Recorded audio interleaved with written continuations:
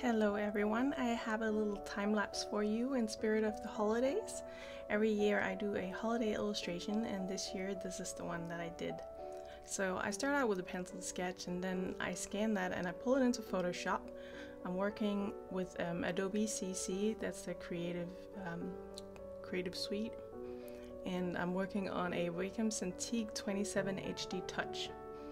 Once I have the drawing in Photoshop, I start doing the coloring, and I just kind of block in the colors and work my way forward from there.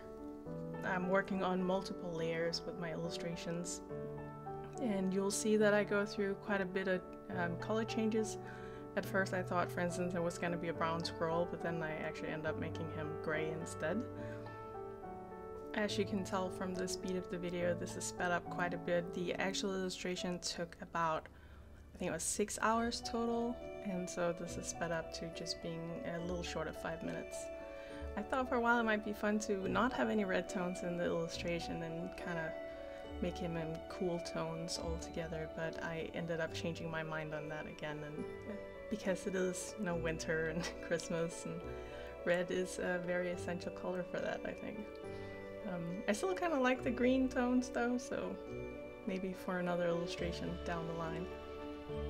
Here I'm adding some little berries to kind of, that's where I started to actually realize that it would be good to have a red hat instead, to kind of mimic the colors that I have for the berries on there.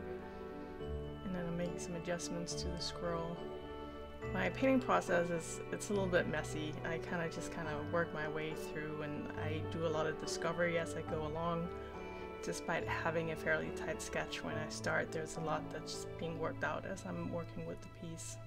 I also wasn't sure about what background colors I wanted. For a while I was thinking that it might be fun to do kind of a sunset setting or like a late evening purple dark sky.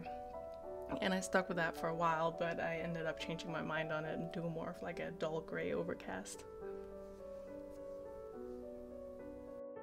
So if you're not aware, I'm from Denmark, and Denmark has a strong tradition of gnomes when it comes to the holidays. In Danish they're called nisser, and they're mischievous little creatures that are often tied as like a protective spirit to farms, and you have to feed them porridge at Christmas. If you don't, they are going to cause a lot of trouble. They might make your cows sick, or they might actually start your house on fire, so you gotta treat the gnomes well. So here I'm kind of trying out some different effects for the background and adding some different lights to the foreground. And then I'm working out the details of the branch. I used to use a lot of like photo texture overlays in my paintings, but I've been going away from that more so as my style has developed. I still use like a little bit of a paper texture, but mostly I just work with brushes that are textured.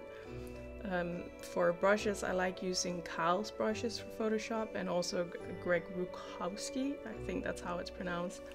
His brushes that you can download for free on Gumroad. I will put a link in the video description for those.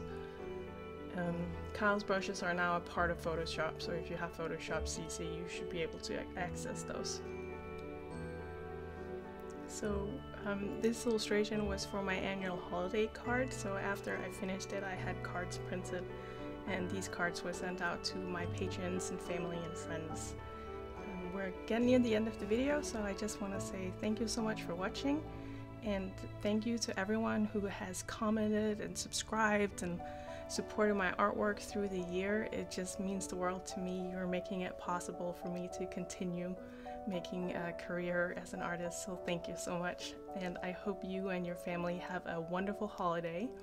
Happy Yuletide to everyone. God jul, glædelig jul, and may the new year bring you lots of joy, happiness, and all the best adventures. Thank you.